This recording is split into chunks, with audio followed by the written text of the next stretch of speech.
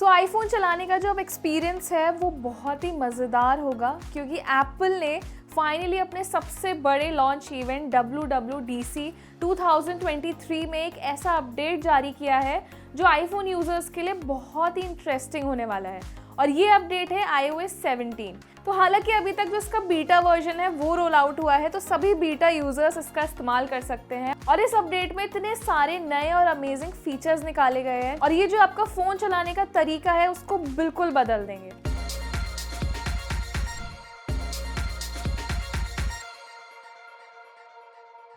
तो सबसे पहले बात करते हैं कौन से वो आईफोन मॉडल्स हैं जो इस iOS अपडेट को सपोर्ट करेंगे।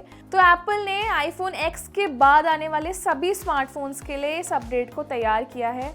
तो इस अपडेट में पहला और सबसे इंटरेस्टिंग फीचर है नेम ड्रॉप, और ये पर्सनली मुझे बहुत अमेजिंग फीचर लगा है। तो ये काम कैसे करता है कि जैसे एयर ड्रॉप के थ्रू आप अपने फाइल शेयर कर पाते थे, तो नेम ड्रॉप से आप कोई भी अपने कॉन्टैक्ट्स या अपनी पर्सनल इन्फॉर्मेशन किसी के साथ शेयर करना चाहते हैं तो सिंपली आपको अपने फ़ोन को क्लोज लाना है और विद इन सेकेंड्स में आपकी जितनी भी इंफॉर्मेशन है वो दूसरे यूज़र के साथ शेयर हो जाएगी। तो अभी इसको स्पेसिफिकली कॉन्टैक्ट्स के लिए तैयार किया गया है और इसमें आपकी ईमेल आईडी, आपका नंबर और जितनी भी आपकी पर्सनल इन्फो है वो आप एक क्लिक में शेयर कर सकते हैं। सो इस अपडेट में दूसरा जो और बहुत इंटरेस्टिंग फीचर है वो है लाइव वॉइस मेल। सो ये फीचर कैसे काम करता है, जब भी कोई आपका फ्रेंड या फैमिली मेम्बर आपको कोई मैसेज ड्रॉप करता है और आप अवेलेबल नहीं हैं, उस मैसेज को रिसीव नहीं कर पा रहे हैं, तो वो ऑटोमेटिकली आपके वॉइस मेल्स में चला जाएगा। और लाइव वॉइस मेल का मतलब ये है कि वो आपके लिए इस मैसेज को ट्रांसक्राइब कर देगा। इसका मतलब है कि वो आपका जो जितना भी डिटेल्स है उस मैसेज में वो आपके डिस्प्ले पर आ जाएंगे और उसको ये ट्रांसक्राइब करके आपको बताएगा। तो उससे आपको ये पता चल जाएगा कि ये मैसेज इंपॉर्टेंट है या नहीं है, या आपको ये मैसेज रिसीव करना है या नहीं करना है। तो ये फीचर मुझे बहुत इंटरेस्टिंग लगा है। तो इस फीचर में एक और ख़ास बात ये है कि अगर आपके पास कोई फेक या फिर स्पैम मैसेजेस आते हैं तो उनको भी आपको ये रिकग्नाइज़ कराने में हेल्प करेगा और ये आपके जो मेन मैसेजेस हैं उनसे रिमूव कर देगा। तो आपका ये जो प्रॉब्लम है वो भी बहुत ईजिली सॉल्व हो जाएगा। अब जो तीसरा फीचर है उसका नाम है कॉन्टैक्ट पोस्टर्स। तो कंपनी ने इस फीचर पे बहुत ज़्यादा फोकस किया है और एप्पल ने खास तौर पे इसे जो आपकी कॉन्टैक्ट प्रोफाइल है उसको कस्टमाइज़ करने के लिए तैयार किया है, उसको और ज़्यादा इंगेजिंग, वाइब्रेंट दिखाने के लिए। तो इस फीचर के ज़रिए आप अपने जो फ्रेंड्स की कॉन्टैक्ट प्रोफाइल है उसको बहुत अच्छे से डिज़ाइन कर सकते हैं, कस्टमाइज़ कर सकते हैं अपने हिसाब से। इसमें आपको बहुत सारे मेमोजी इफ़ेक्ट्स मिलेंगे, कलरफुल फॉन्ट्स मिलेंगे और साथ ही आपको बहुत सारे AR इफ़ेक्ट्स मिलेंगे जिनको आप अलग अलग थीम के साथ डिज़ाइन कर सकते हैं। और ये देखने में बहुत ही अमेजिंग लगता है और एप्पल ने इसकी क्लिप अपने इवेंट में भी शेयर करके दिखाई है कि ये फीचर काम कैसे करेगा। एप्पल ने आईफोन यूज़र्स के फेस टाइम एक्सपीरियंस को और बेटर बनाने के लिए इसमें भी बहुत सारे नए फीचर्स को रोल आउट किया है। अगर आप किसी को फेस टाइम कर रहे हैं और वो यूज़र अवेलेबल नहीं है तो अब आप उसको ऑडियो या वीडियो में एक मैसेज ड्रॉप कर सकते हैं। और ख़ास बात ये है कि वो यूज़र उस ऑडियो या वीडियो पे रिएक्ट कर पाएंगे, वो भी अलग अलग इमोजीज़ के साथ। तो ये बहुत ही इंटरेस्टिंग है क्योंकि अभी तक जो हमारा फेस टाइम था वो यूजुअली एक वीडियो कॉलिंग एक्सपीरियंस था और बहुत बोरिंग हो जाता था, लेकिन इससे अब ये बहुत इंटरेस्टिंग हो जाएगा।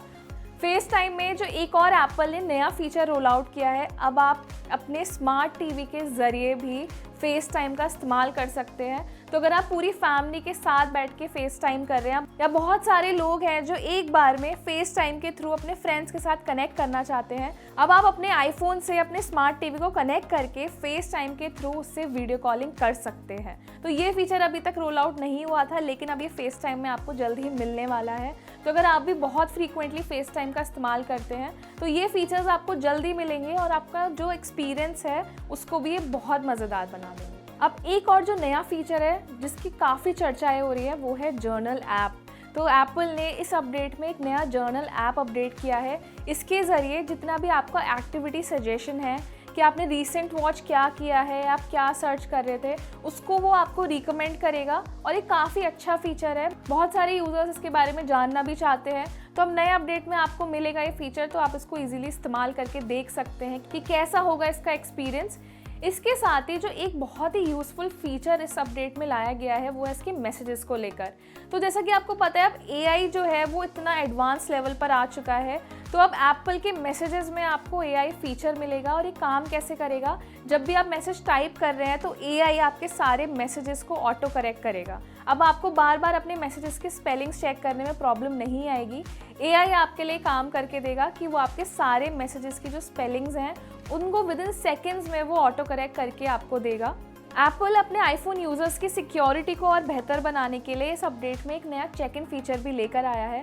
इसके ज़रिए अब आप अपने फ्रेंड्स और फैमिलीज़ के साथ अपनी लाइव लोकेशन को और बेहतर तरीके से शेयर कर सकते हैं। जैसे कि आप किसी भी लोकेशन पे हैं तो अब इसका जो अलर्ट है वो आपके फ्रेंड्स और फैमिलीज़ के पास जा सकता है, जिसमें आपकी करंट लोकेशन, आपका बैटरी स्टेटस या जितने भी आपकी फ़ोन की इन्फॉर्मेशन है वो अब आप अपने फैमिली या फ्रेंड्स के साथ शेयर कर सकते हैं। इसमें जब भी आप कहीं स्टक हैं, आपका फ़ोन स्विच ऑफ हो गया है या किसी इमरजेंसी सिचुएशन में है, तो ये फीचर आपकी इस सिचुएशंस में काफ़ी मदद करेगा।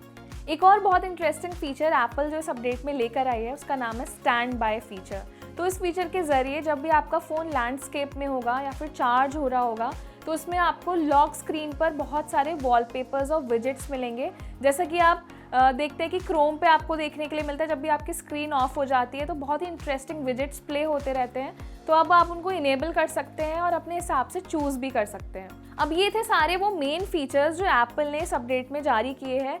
2 फीचर्स ऐसे हैं जो कि इस अपडेट में आपको देखने के लिए मिलेंगे और मुझे लगता है ये फीचर्स बहुत पहले आ जाने चाहिए थे, क्योंकि हम एंड्रॉयड में ऑलरेडी इन फीचर्स का इस्तेमाल कर रहे हैं और वो है ऑफलाइन मैप्स। तो ये एक बहुत अच्छा फीचर है, एंड्रॉयड यूजर्स इसका इस्तेमाल अभी भी कर पाते हैं। तो इसके ज़रिए आप बाहर ट्रैवल कर रहे हैं या आउट स्टेशन में कहीं हैं और आपके फ़ोन में इंटरनेट ख़त्म हो गया है तो ये ऑफलाइन मैप्स आपके बहुत यूज़फुल रहेगा। आप जब भी मैप्स का इस्तेमाल करना चाहते हैं तो उसके लिए अब आपको इंटरनेट कनेक्टिविटी की ज़रूरत नहीं होगी। और ये फीचर मुझे लगता है कि बहुत पहले एप्पल को रोल आउट कर देना चाहिए था, लेकिन अब आने वाले टाइम में आपको जो नया अपडेट आ रहा है उसमें ये फीचर मिलेगा। तो ये है वो सारे मज़ेदार फीचर्स जो हमें एप्पल के नए iOS 17 अपडेट में देखने के लिए मिलेंगे। हालांकि अभी जो उसका बीटा वर्जन है वो रोल आउट हो गया है, तो आप पहले से अगर बीटा यूज़र है तो आप इन फीचर्स का इस्तेमाल कर सकते हैं। नहीं किया है तो आप बीटा वर्जन के लिए अप्लाई करके इन सारे फीचर्स को एक्सपीरियंस कर सकते हैं, वरना थोड़ा वेट करिए क्योंकि आने वाले टाइम में आपको जल्द ही इसका जो एक्सेस है वो सभी यूज़र्स को मिलेगा। तो इसके अलावा अगर आपके पास भी iOS 17 अपडेट को लेकर कोई नया फीचर है तो हमें कमेंट सेक्शन में आप ज़रूर बता सकते हैं। तो इस वीडियो को ज़्यादा से ज़्यादा शेयर करें, इसे लाइक करना ना भूलें और हमारे चैनल NBD Tech Ed को भी सब्सक्राइब करें।